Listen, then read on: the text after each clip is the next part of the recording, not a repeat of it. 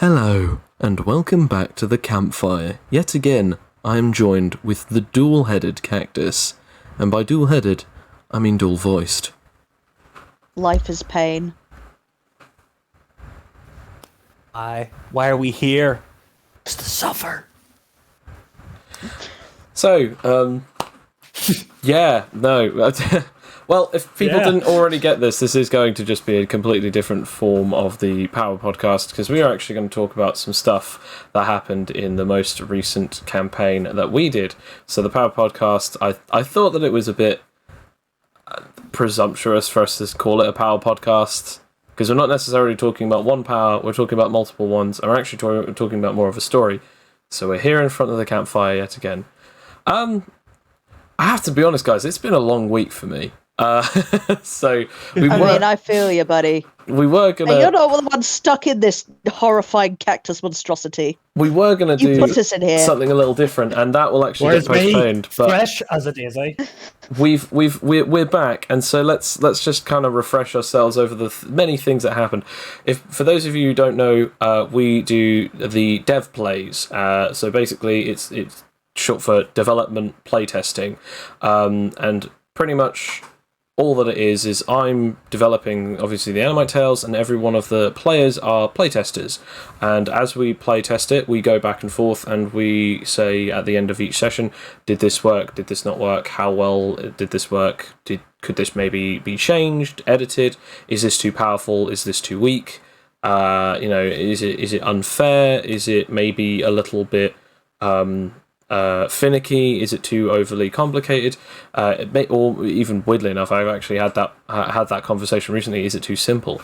So obviously we've seen that, and the most recent one just ended, the villains campaign, where we had a bundle of different villains, a bundle of different characters. They were all villains who actually teamed up together because they were trying to sort of make a name for themselves and also protect each other, because in a world known as the Super Society, or at least in the country that is known as the Super Society's main hub, basically superheroes are patrolling all the time, all over the place, and they couldn't really easily walk out without suddenly having to start a fight.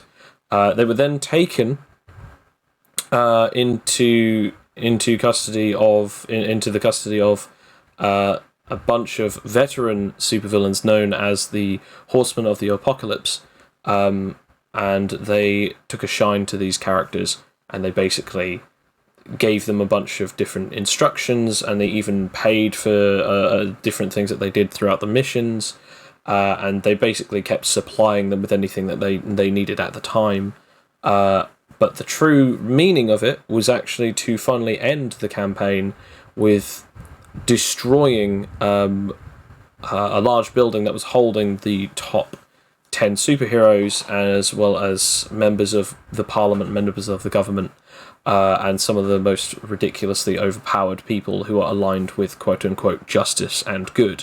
Because of this, the entirety of the city and the country is in turmoil, and the villains get to end the entire campaign with a nice smile on their face. But this was not always so easy, and we'll get into that over the entirety of this setting.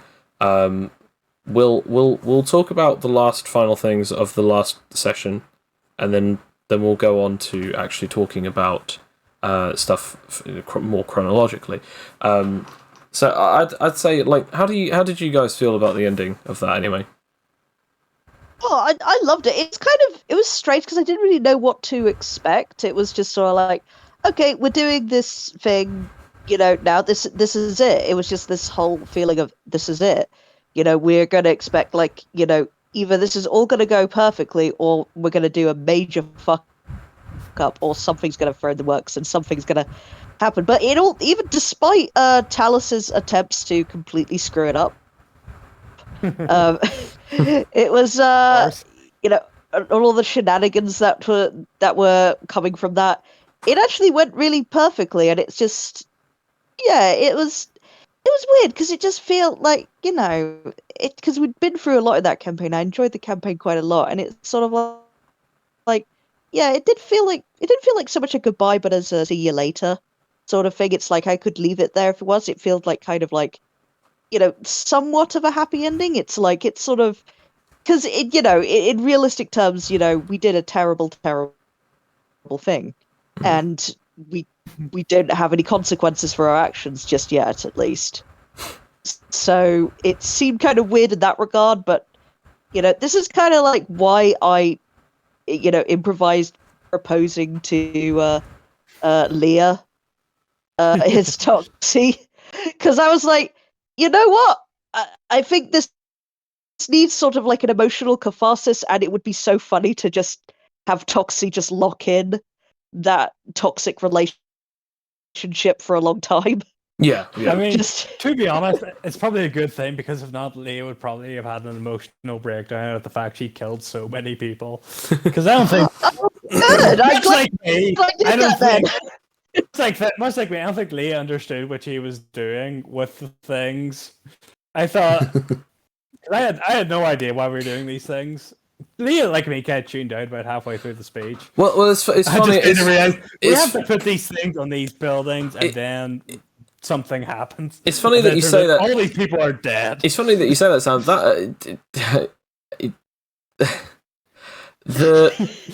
This is kind of hard to... I have committed genocide.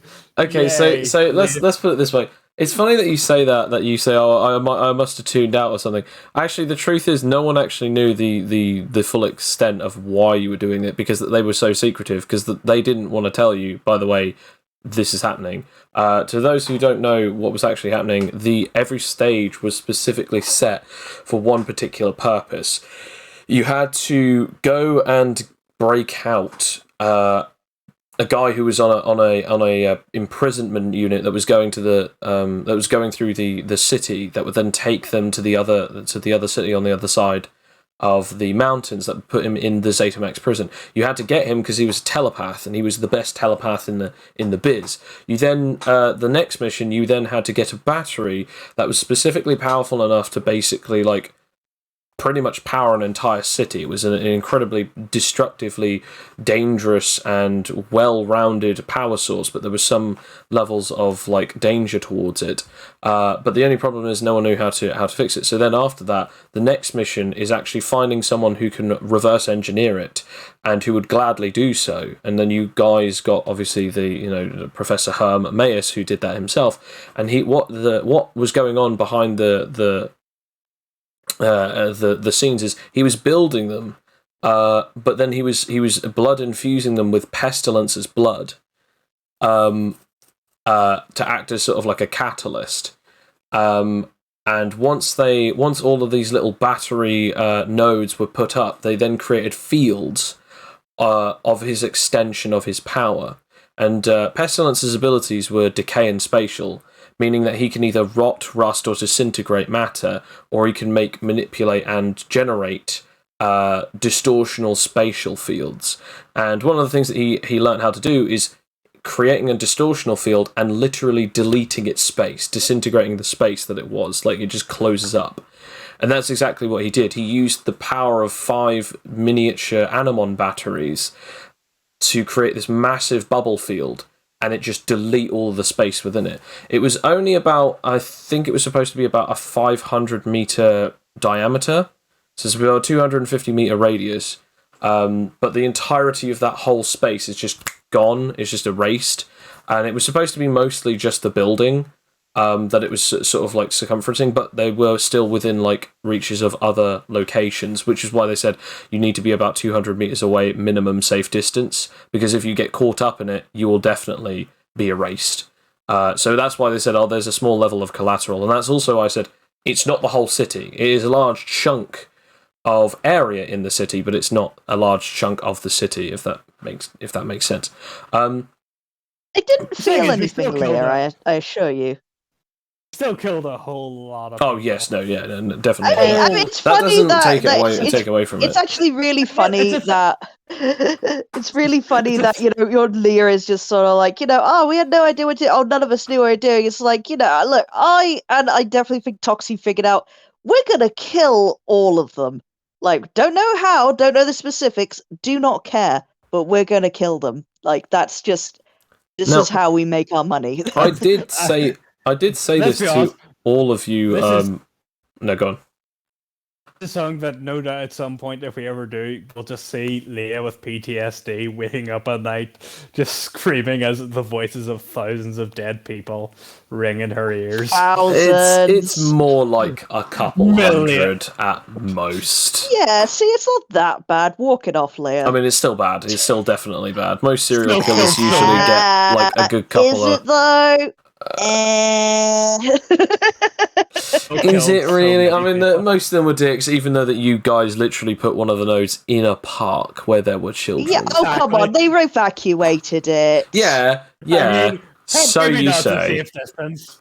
Maybe not the 200 meters. We don't know, but I will say this: I think personally, as a narrator, as a DM, GM, however you want to say it, I do feel like it was the only way that I sort of ended it, because that is how I wanted it to end. It's how I wanted the arc to end, because it would either be okay, that's season 1 wrapped up, but the only problem that I had with it after a while, I was just like, this is going to be an anticlimactic ending. Like, it is just going to be you guys do it, and that's it. And then what? So I then said, "Oh, I know. I'll have it that Pestilence ends up trying to fight you guys." And then Kane actually said to me, like, "No, that's a terrible idea." He said, "Don't have it where they're forced to fight him. Have it where they have the option." I said, "Yeah, but I know as soon as I give them the option, they're not going to take it." And he went, "And that's the thing. You have to give them that option. You have to give them that choice, because the last thing you want to do is, okay, the campaign's ended, and now you're all dead." Because, like, obviously, if I just throw an enemy at you that you suddenly have difficulty with, then it's just going to be, pretty annoying. And obviously, it would be funny. It's like, I'm throwing this enemy at you, and you defeat him with ease. Yeah, that would be funny. But there is still that chance, because again, as we know, you guys have been nearly killed by basic goon soldiers that get the freak natural 20 at the exact moment that you get the freak natural 1s, or, I don't know, slipping over and cracking your head open and getting 3 natural 1s in a row, and your character dying instantly, even though that you never touched combat. Like, there are these moments that happen like that, and I know that, like, obviously sometimes it's easy to get cocky when you have like certain abilities and you just have Talos. But it is also that thing of like, there was also a good chance that he would have killed you, and if you didn't get the chance to decide yes or no, he said like it would have just genuinely felt like a cheap way to end it, because it's like it just doesn't. Yeah. I like and the fact that you got the say one choice, thing. and so you can thank Kane for that. I think mean, it we was the would've right won. call. No, I mean, you say that, but it's like, it's not even a case of where we would have won. It's that I wouldn't feel that it would have worked, because, like, I personally didn't want to fight Pestilence, because I kind of, even though he was an villain and a dick and giving us all, it's like to leave or be killed. I'm like, well, I still respect you, dude. Like, we couldn't have done any of this. We couldn't have gotten this far without your help. So, and as I said with Toxie, Toxie is all about minimum effort. It's like, if I Well, here's the don't have to thing. fight The second you, I'm the not second going that to. I said to Kane about it, and he said, "No, just have it where it's an option." I said, "Yeah, but I know what's going to happen if they know that they're making a choice. Toxie's going to be the one that gets in the way of that, and it's just going to be a no." And he said, "And that's what," and he goes, "And that's it. That's just it." He said, let it be at least that, like, if it's a decision, it's their decision. If they don't get to fight them, it's their decision." And I said, okay, fair enough. And he just said, the party can all take a vote, but ultimately, if one party member is speaking for the rest of them, it can decide it. One party member might get too cocky, drunkenly say, "Oh, I could take you in a fight," and then suddenly they're in a massive fight with each other. Or at the same time, the lazy character just goes, "No, I don't want to," or "Yeah, I don't really care. I hate this place anyway," and then just leave. And he says, he said to me, "You got to be prepared for that." He also said, to be fair, this campaign has been relatively to do with more story than it has actually been to do with more choice. So if you at the end give them the choice, it at least give them that choice. And I after doing it, I do relatively agree with them. As cool as it would have been to see that fight, regardless of whether or not you had won or lost, it would have been interesting. But I am glad that you guys made that choice rather than me choosing it for you. So yeah, we get somewhat of a happy ending. Yeah, relatively. It's also potentially it's continuable potentially. Generally speaking, after the Veil left, Toxie did become the leader of the pack, more or Yes. less. I did not expect that shit at all. Like, I just want to say that this is like not at all because I've tried to be. Did. I mean, did I? I don't think so because I was like, why? Why?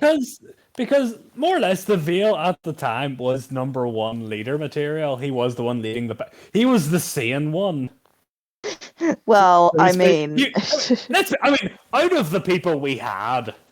Yeah, okay, comparatively, I suppose. To be fair. And then came Toxie, who was like, I'm second in command with Veil. And then whenever Veil left, Toxie became the straight man, so to speak. Yes, I mean, I think it's that. I think it is that thing of Yeah, that was the whole. Yeah, that's what I think. No, I think it is the thing of in all honesty, it's very ironic because I genuinely believe that Leah was your guy's greatest weapon outside of Talos. I still believe we don't want Talos to lead us. We saw what he did. No. What I mean is, I wasn't saying about that though, Sam. You keep getting confused. Just because that Talos is more powerful does not mean that Talos was good material. There's no way in any of the 9 hells that he could have been the leader. 2 reasons for that. 1, Bill said that his character was Chaos Incarnate. It was the concept of 2, his character's specific style, personality, vices, and virtues meant nothing towards the leader roles of leadership. And quite frankly, a lot of the time, he just did things on his own because that he was doing that. So his personality and also the archetype that he created for himself literally could not have worked in a leadership role. So there was Bill even said, I don't care what anyone else says or does, I'm not going to be the leader.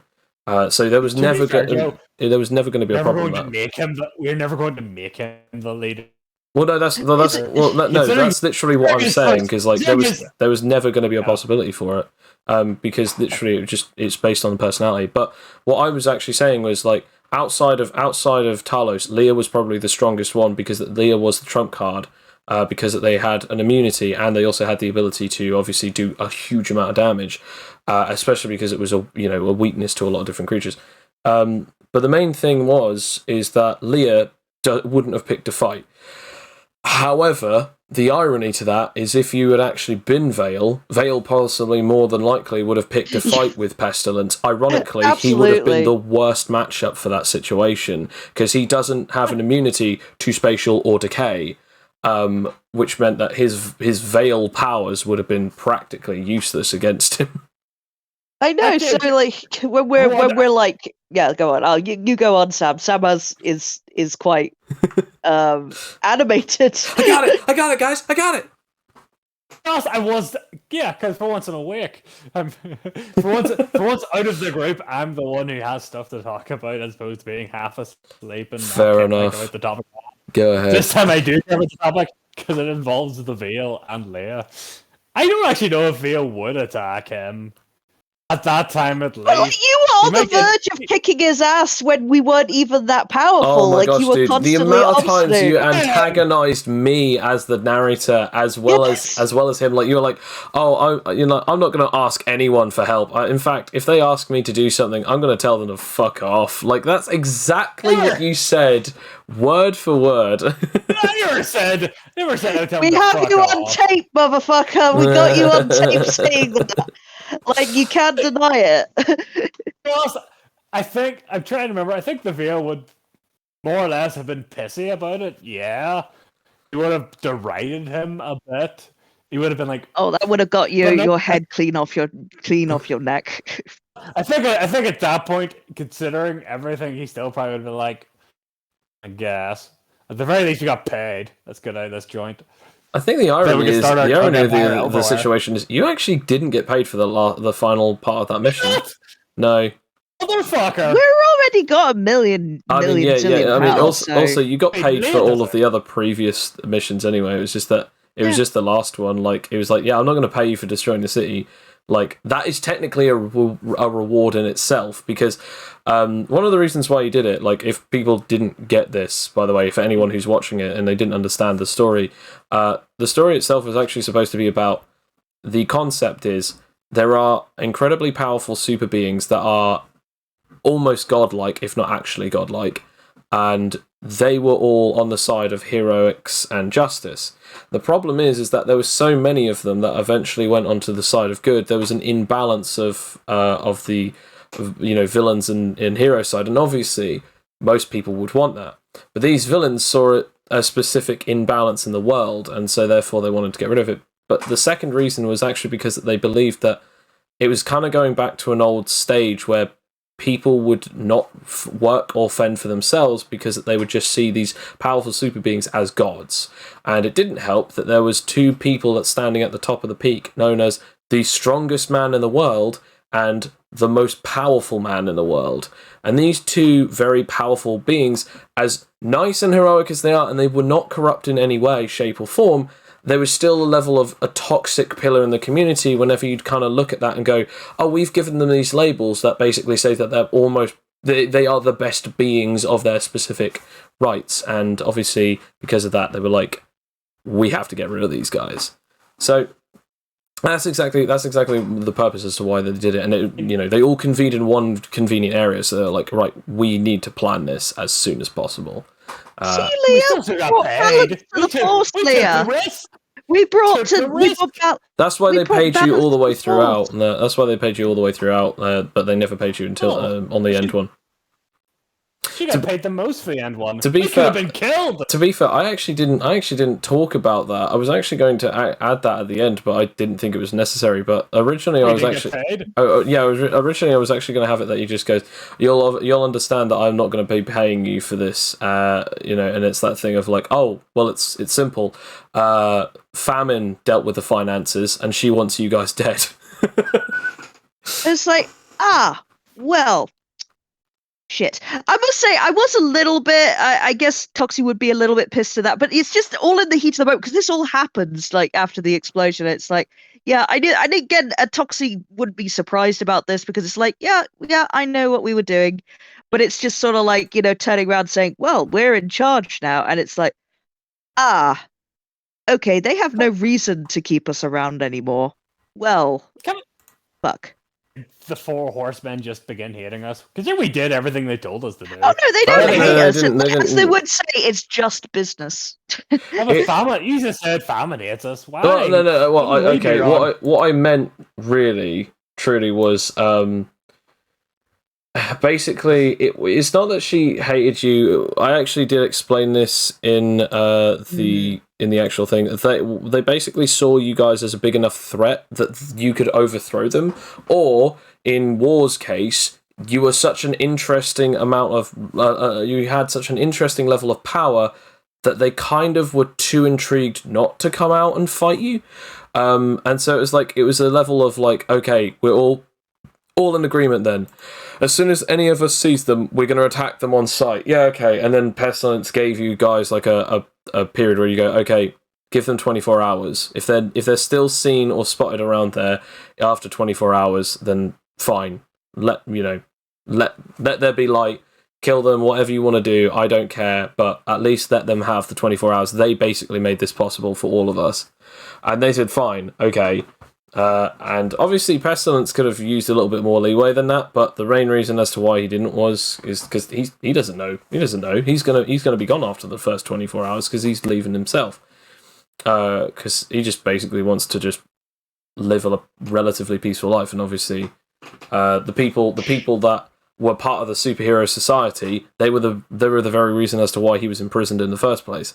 So he's like, once I've seen them gone, I know that I can rest easy. So then he's just gonna go Thanos on an island somewhere, just tend to his garden. He is actually, funny enough, I actually have confirmed like where he's going. He is actually going somewhere in like I think it's like the southwestern sea.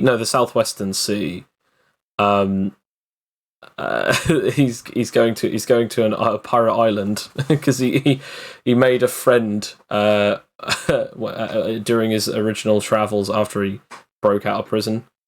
And basically that was who Death was supposed to be. But the thing that I had was I was going to have it that like the reason as to why there was not Death in the Four Horsemen and instead why it was Pollution was actually just because I liked the idea that like if you guys did eventually go out into the 8 seas, you'd meet the guy who was eventually going to be named Death, or sorry, the guy who was originally named Death, but he said, I'm not gonna leave, I'm not gonna, go anywhere, and he goes, well, I still name you Lord Death if you ever wish to become one of the horsemen of the apocalypse.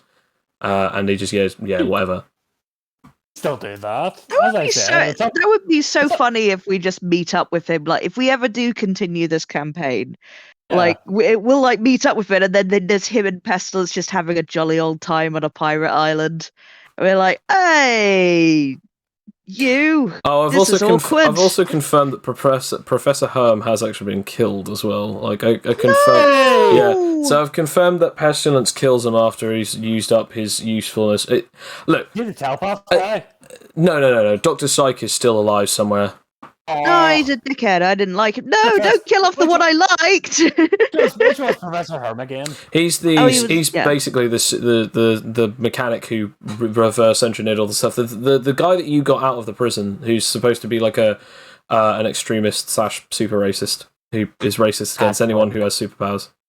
That's so funny that they have like a fucking heart to heart saying, "Oh, I guess we're not so different after all," and Pestilence just fucking kills him after he uses up his usefulness. Literally, that is exactly what happens. He asks him to like bring him a bunch of blueprints, and that's exactly what happens in the backstory. He's given him a bunch of blueprints, and he then asks some of the people on the island if any of them could actually like read these and understand them, and I was like, oh yeah, no, this is relatively like easy enough as it is. Like, oh cool, and just immediately executes him because there's no point in having him anymore, because it's like this thing of like almost everyone on this island is some kind of like an affected. They're either a husk, an Omegan, a superhuman, an anomaly. Very very little amount of humans on this island without a special ability, power, or racial attribute. This guy should not be allowed here. He will try and find a way to kill everyone here. Like, he will try his own form of ethnic cleansing. So, yeah, he just immediately executed him. And that's what happens when you're a racist. Well, it's also... Yeah, okay. I guess that's the lesson to learn here, guys. Also, oh god, thank you for making that cat. That is so... Because I was initially sad because he was like, jolly old racist scientist guy, because I did kind of like enjoy having him around just being like a total arsehole, but it's like it's so funny that he gets taken out like this. It's so perfect. Dr. Psyche is still alive. That's what I'm annoyed about. So the thing is such a prick. The thing is that like he was one of the only characters that I thought that he needed to survive, because I know that everyone would have hated it if I kept him alive. So I was like, yeah, no, he's the one that lives. yeah. You know what? It makes sense. It makes absolute sense. Because like out of all of like the deaths, that's the most understandable one for the reasons that you gave. It's like, yeah, he's a liability now. Sorry, our friendship was a lie. It was purely transactional. Bye. I mean, it was less that. It's just that Pestilence is like, look, we had like one conversation, if not two, whilst I was in prison with you, and then after the rest of it, it was like I eventually broke out after 5 years. We had one passing by joke after I was leaving the hall, and then 2 years later, I get my best guys to bring you out of it. He's supposed to be like 60 or 65 years old. He's spent like 25 years in prison or something. And he's the one who built all the power armor suits. In fact, he's the one who designed almost all of them. Hence why he knew how to reverse engineer the power source, so it blew itself up. And Pestilence is like, yeah, I know that you could basically make that out of like a bunch of raft wood or something. So no, you're gone.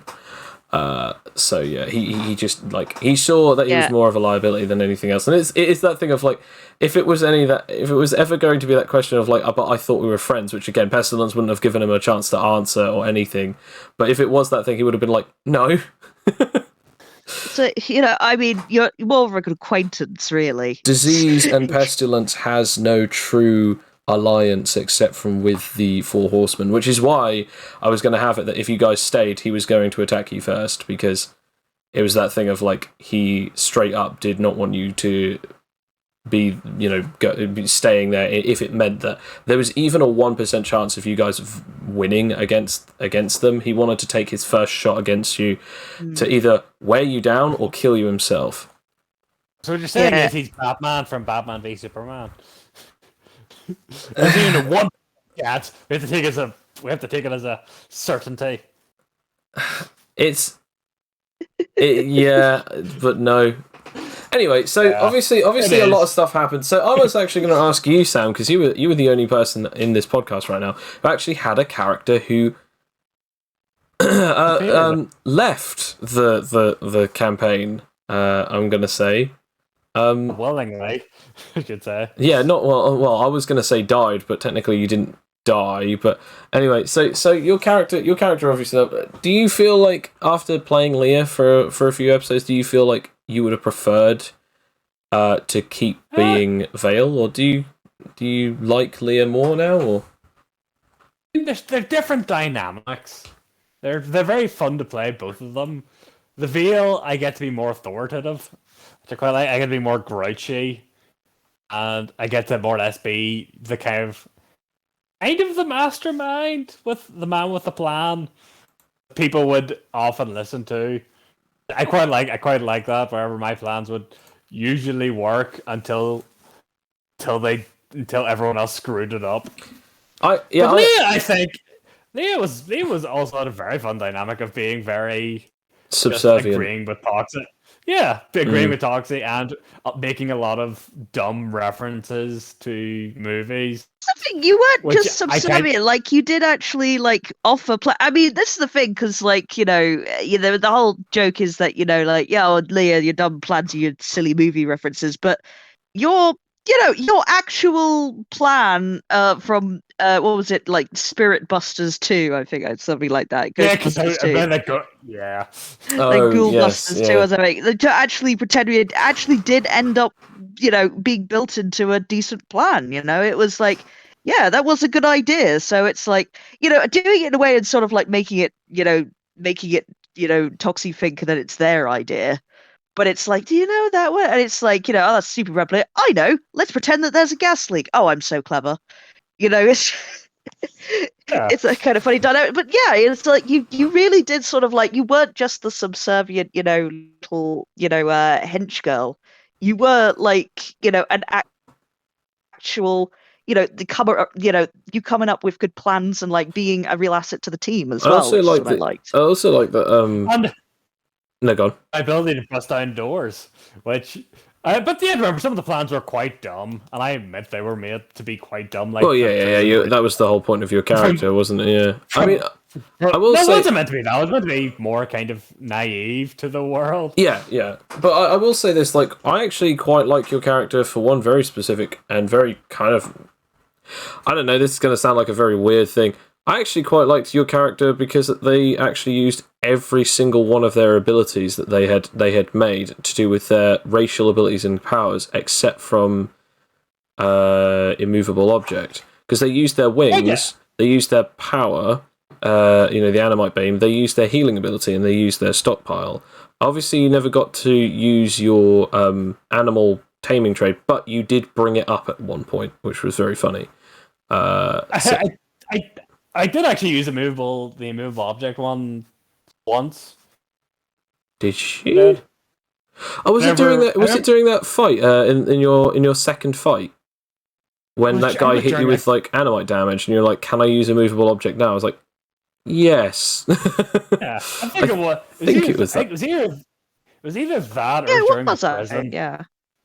Can't remember. I remember using it was definitely the fight, because in the prison I remember it quite well, but you didn't use a movable object there. But I think it was the fight actually, because you were I remember you. No, it wasn't that actually. It was during the tournament, but it was the first fight you used it because you were flying, and I said, I'm going to go ahead and say okay, because I was like, does a movable object make sense if you do that? But yeah. That's when my head.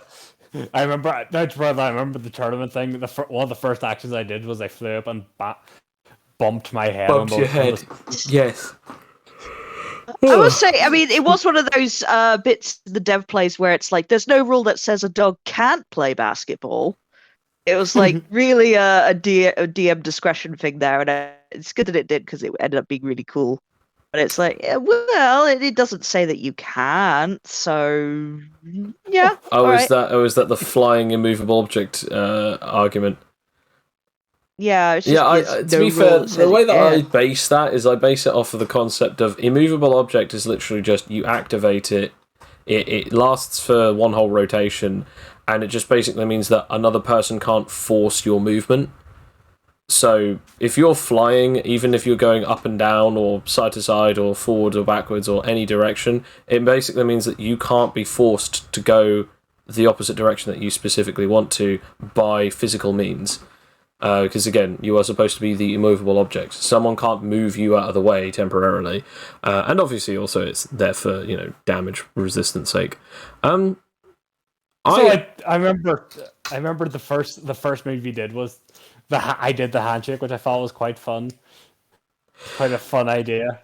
I actually quite liked that like he just grabs on and is like, okay, here we go, and then just tries to use that as his way of like beating you, and ultimately it didn't work. And in all honesty, I loved that Leah won that fight because it shows like how wrong he was.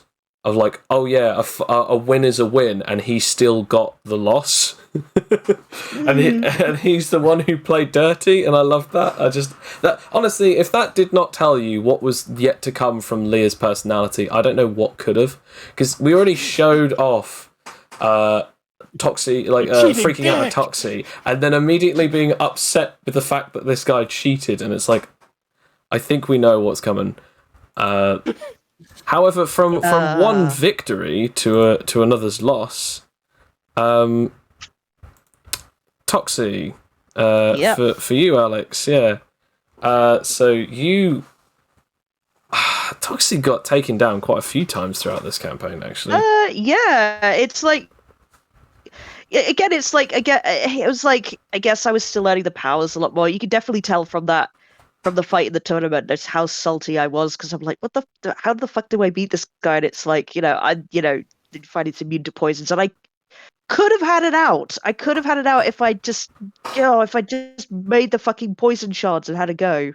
But it's like, no, I didn't think to do that. It was just in the heat of the moment. It was like, oh fuck, and it just really didn't work out for me, and I was like super upset. But it's like, well, that guy's on the kill list now. And yet you never got to, and also Digit as well, because Digit also smacked your stuff around quite often. Still on the list. Yeah, you're not going to still rattling from that. It's the characters with super stats that completely tore you apart, because he had super strength, and then Mercury had super dex and speed. I know.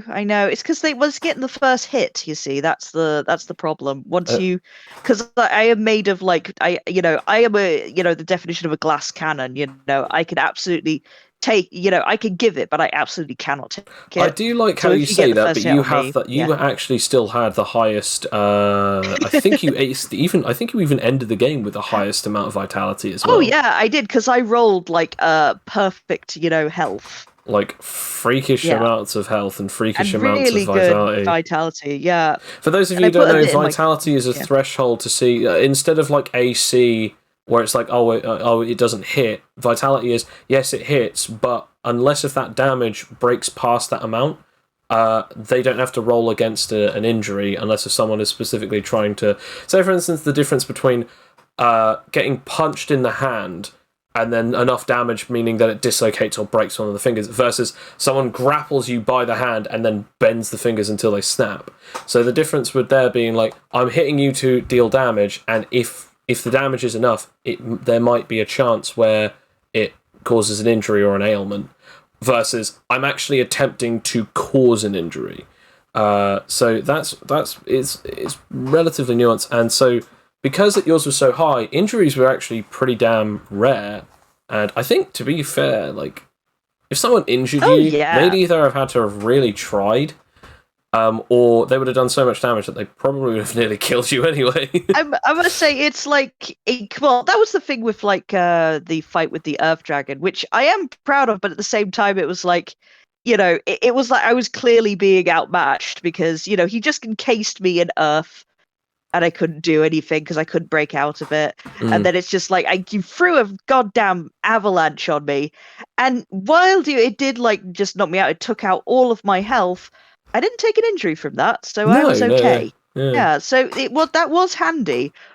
But still, it did absolute jack shit, because I was in no position to fight at that end of the day. So, it's one of those things where, like, if I can get, like, the first strike out, then I'll end it quick. But it's like, if I get incapacitated, there's really no way of recovery. Because, like, if Leah, for example, gets knocked out, she's still got her healing abilities. So like she could like help to, or like, or at least fly out of danger or something like that. I don't. I just got my poisons. Okay, so I'll ask you this then. So obviously I mean, I'll ask this anyway, just for the sake of levity. Who do you think was the most who do you think was the strongest personality in the group? It's got to be Bartholomew. I mean, without a question. I was either going to say Bartholomew, or weirdly enough, I'd either say Bartholomew or I'd say Toxie. And the only reason I'd say Toxie is because Toxie spoke the most, and eventually became the second leader. So I think by default that has at least either running in for the second or the first. And then, I mean, Bartholomew as well. It is kind of weird because I didn't want to like pick myself because I mean, I love all of my characters. Well, mostly all of my characters, and I do. And I did. It is just sort of a weird arc that was kind of interesting that I really didn't expect to happen because I expected Vale to like make it to the end with us, and I'd be sort of we'd be like at each other, but I'd always be in second command. And like Toxie, this personality who doesn't really want the responsibility of leadership, but loves the plaudits that comes with it, is just sitting uneasily in that role. It's like, okay, I'm clearly the only adult left in this entire group now. Yeah. So I guess I have to work something out. And it was like, it's so weird because I've tried to like get into a leader role in other campaigns. Like I even said in like one campaign, like, I'm going to become the leader. Like I'm making that decision. And that did not work out for me. That backfired spectacularly. Which one was that? I can't actually remember. That was the pirate campaign. That was the first pirate campaign. Oh my gosh, with, with Johnny. Yeah, I was straight up like, horribly. Yeah, it didn't work. What so campaign? It's just. That was the HC's 8Cs. Pirates campaign, yeah. But you died like twice. Well, you didn't die. You betrayed. You gave up once and then died the second time. Then it became a character no one trusted, and I got bored with it. For good reason, but we won't get into that. Okay, so how about okay, so obviously I'll just say this again for the levity's sake. Strongest character. I mean, it's got to be Talos. Talos, and then like, sort of Talos, and then Leah, because the amount Leah could actually do is like, because I honestly believe that also was secretly wanted to keep Leah on side, is that we have a chance of taking, if Talos was to ever like fuck us over or seem like he was getting out of control. Here's the argument against that specific thing. There were two particular reasons why I genuinely believed that was not the case. Number one, Leah's abilities are indeed fascinating, but there was two things that Talos could do. The number one, he had the ability known as Return to Sender, which is literally the reflection ability. One slip up, and she takes 3 times the amount of damage that she deals, and that would probably kill her. And the other thing is, he only takes 1 times animite damage, which basically means whatever she rolls, he takes. So obviously it's kind of one of those things of the other particular thing is the other particular thing that he has good luck trying that one with your -4.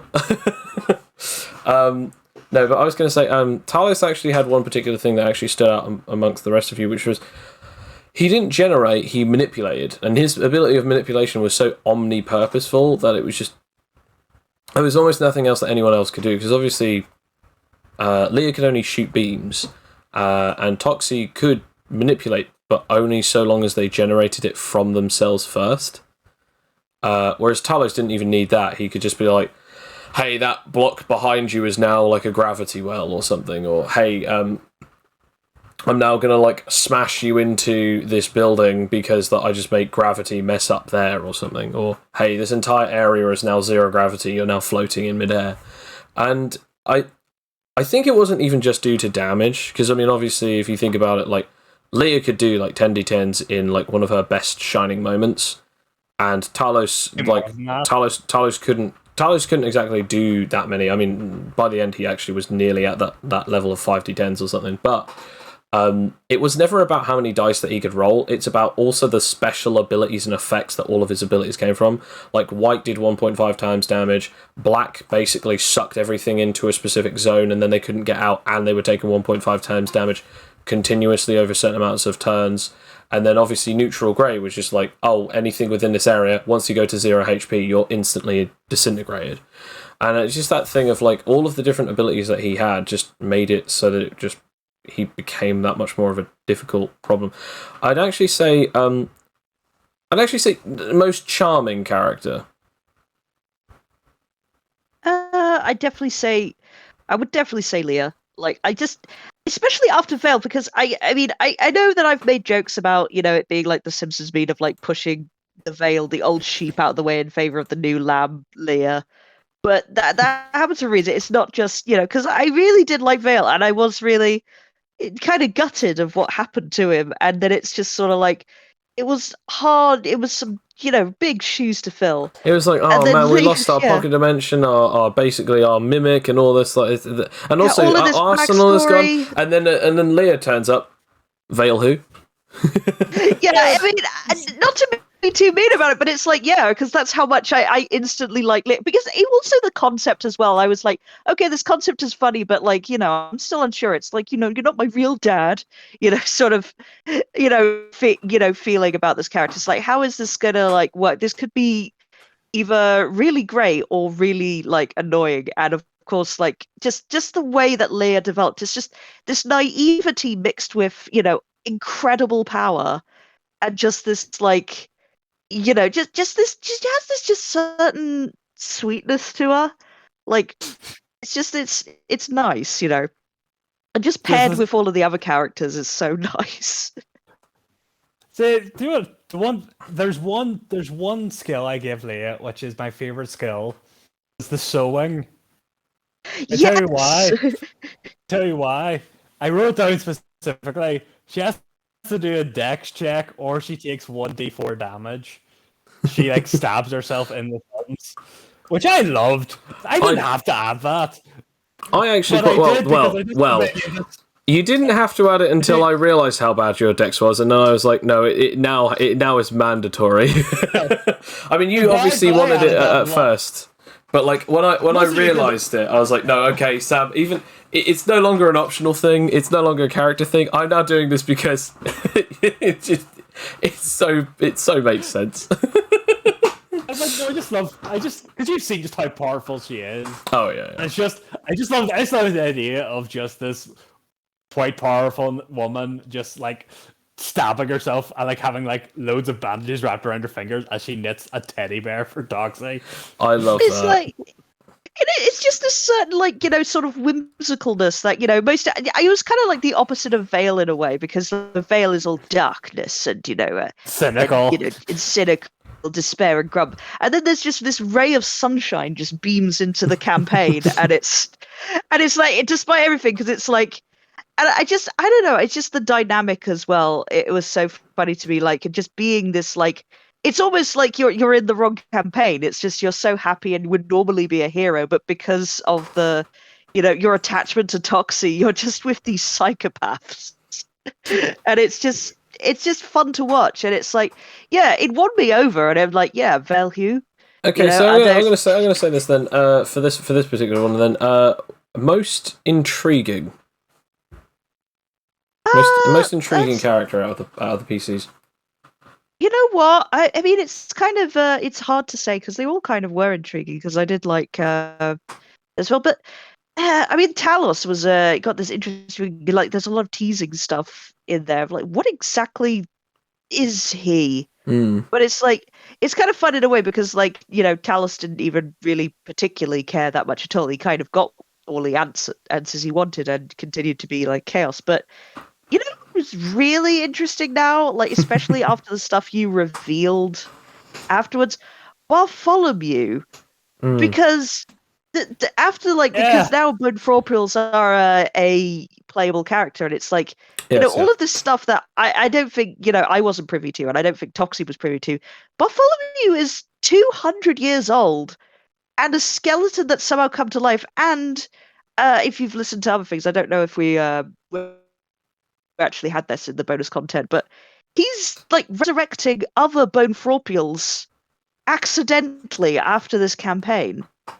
So like, people are originally coming he back was doing to it life. for the sake of hostages. Like he would give away bones that would then be able to be placed into things like medicine, or even be placed into like actual people for the sake of surgery, because obviously a lot of accidents happen and some people might lose arms or might lose bone matter or something like that depending on the situation. And so he was giving them away. But he wasn't doing it out of the kindness of his heart. He was actually doing it because that he wanted hostages later on, because he could sense any citizen in the world, as long as he was close enough to them, he could sense that his bones were inside of someone, or his bone matter was somewhere in their DNA. And eventually, it's like, oh well, when these people died, if they actually died and the skeleton was relatively intact, especially the bones that were actually Bartholomew's, they would eventually infect those old bones, and they would eventually create an Animon infected skeleton that eventually would resurrect, and it would be a new life form, a new skeleton creature known as a bone anthropial or a bone thropial. An anthropial that basically is just a living skeleton, like its membrane is within all of its cells in its body, and they see through different means and hear through different means and so on and so forth. Their physiology is different entirely. But the funny thing is, they are going to be an official race, and more than likely they might be potentially an official race in the starter handbook, or at least in the first module. I love that. I love Jush's contribution to all of this, because it's like, it's such a cool species, and it's the fact that Bartholomew, it's this initially goofy character, but he has so many dark layers and so much reach. There was a potential. There was a potential where we were saying about like at one point, like how interesting it would be where he actually then does say like, oh, like he's doing this particular weird thing, and then all of a sudden it takes a dark turn, and they're like, oh, aren't you going to come with us? And he goes, no, I've got something else to do. And then, like, later on, he's either got, like, a bunch of people hostage, or he's actually done something. And then these both Thropials are starting to walk, and it's like, yeah, we've got an army. It's like, army? No. Family. And it's like, and it's like, what? And it's like, oh, yeah, no, I'm not working with you guys. It doesn't matter what you guys do. But then it could even be that thing of, if these bone Thropials started attacking you guys, he would probably have actually taken it upon himself to defend his own kind, because technically he would start getting a little bit of either a parental or a god complex, because technically he would be the first of his own kind, and creating his own race means that he is either the father of all of them, the progenitor, or technically it means that he is the god of all of them, since he created them from himself. Jesus, he's just got. I mean, he also has the wig, which gives him the long hair as well. Also, that would have been so great, because that's the thing. I wasn't really so subtle about this through the campaign. My mission was to, like, because I wanted to try high anthropialism. Yes, in some way. I get it. I was going to do it on Sam and his initial character, which got scrapped initially, but he didn't want to do it. He wanted to do the Veil. And I was just like, well, screw you. I'm going to do it with Bartholomew. Like, and then we tried to do the museum, and it didn't work out that way, because the way that we could have introduced it. To be fair, the reason as to why Sam did change his character is because he was like, what was it? Like, you had electrokinesis, and then suddenly. And then suddenly Ben said that he wanted to be a lightning mimic, and I was like, "Well, I don't want to tell Ben no, so I guess I'll just make something else." It wasn't that. It was because Ben was going for electricity, and I kind of realized, yeah, there's no point having two people with electricity. I could use this character again. Let's be Yeah, honest. it's a different thing. Let's be honest. The one running joke I had would get quite stale. Of read It's a book, true. people. I've like Sam, I kind of stale forgot jokes. about I'd him never until had now. that in any of my campaigns ever. And the thing is, though, this would be an even more stale joke because electric eels aren't eels; they're knife fish. My character's going to be an electric eel, Anthropial, and his whole joke would be, "I'm an electric knife fish." Like, He's just a super pedant. eels. Hear that, folks? Yeah. If anything, Ben actually saved all of you from those terrible times. Exactly. Thank you, Blitzcannon. We still have you in our hearts. You know what? I actually kind of interested in what's going to happen to Blitzcannon, really, because it was a mixture of things. Because I don't think he had he reached his fullest potential in the campaign, even though he was kind of like the responsible one for the most part, even more responsible than Vale. Most of the time, because Vale was still kind of that loose cannon. I will just punch you if you if you cross me sort of energy, whereas Ben was sort of like, we need to just get the job done. And now he's like, we don't really know what happened like after this. Like, is he still under War's command? Is he was he like banished as well? I mean, I like to think that he's still working with War, and in War is training him up still, and he's like potentially he's like our old ally. I honestly don't know, because of two particular different reasons. One, I don't know if War would have taken that much interest in him for him to actually fight him. So he would have just probably trained him up and then kept him going and going and going and going until eventually like meeting up with the rest of you. And then Blitzcannon had to make the choice of, do I fight War alongside of my previous companions, or do I fight alongside War against my previous companions? And it would have just been kind of interesting to see exactly where he took that. So obviously we'll just quickly rattle off all of the different things that we actually saw in this campaign, just to satiate the potential power podcasters. So we saw obviously healing factor, aka self biomass manipulation with Bartholomew Barry Bones. We saw Toxie using the ability of poison generation and poisokinesis, as well as corrosive manipulation, as they were able to manipulate battery acids and stomach acids. We saw the ability of darkness manipulation, as well as void gate creation with Veil, as well as also the usage of super strength. And yeah, by technicality, a falsehood version of mimicry. Well, technically, it's more like a pseudo mimicry, I guess you could say, not falsehood, because it actually was mimicry, like straight up mimicry. We had telekinesis / gravity manipulation. We had ranged weapon physiology / ranged weapon transformation. We had luck manipulation, and finally we had stockpiling abilities, healing abilities, and energy beam generation or energy beam emission. So we actually saw quite a lot of different abilities in total being used throughout that one from the PCs, and obviously we saw a few other different ones. But to be fair, we saw so many that I don't think I want to rattle off all the different powers that we saw throughout the game, throughout the campaign, because I would have to remember all of them, and that's a long list. It's only going to get longer now from here on out, because obviously you guys have got, in a couple of weeks' time, the tournament campaign, which are still yet to name. So far, it's called the Omegan Championship Games, but I still don't know what I'm actually going to name the campaign. One idea was going to be called what was it? World's Bloodbath or something like that, but I still don't necessarily like that one. The Blood Bowl. One particular one was like Global Bloodbath. Another one was what was it?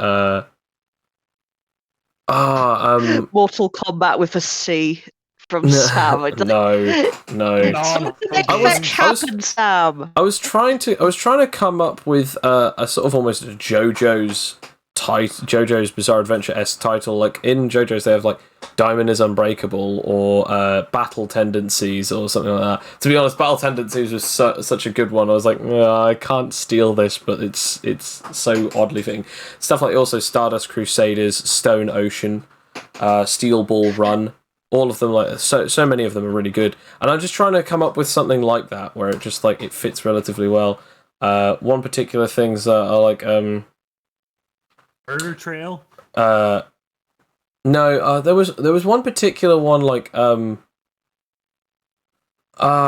was basically instead of Flying Fists of Passion, it was supposed to be something similar to that, where it's like it's based on the fact that all of you have a specific goal in mind, because obviously you want to earn money for your own particular personal reasons. But I can't remember if it was something like Home Drives the Fist or something like that instead of Drive the Fist Home. Because the specific saying, he drove that home, as in like basically slamming it into the exact specific spot that they need to, or hitting hard enough, or depending on the context. And I thought like home drives the fist or something like that, or home drives the strike or something, or home driven strikes. Something like Tekken, considering Tekken is just Iron Fist.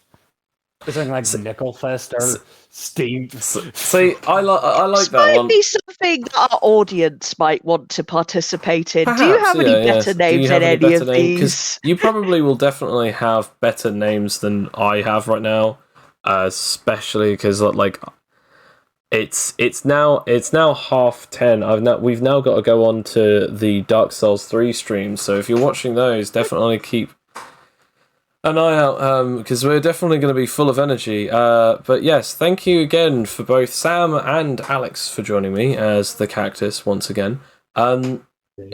This campaign has honestly been a treat, so I'm looking forward to the next one, whatever it's going to be called. If you out there have any ideas as to what you want it to be called, definitely send me a message at Animite Tales on Twitter, or post a comment. Like and subscribe at Animate Tales on YouTube. Thank you very much for listening. Thank you very much for attending the Dev Plays. Take care, everyone, and have a wonderful night. Bye. Bye. Oh, see you in the future. I mean.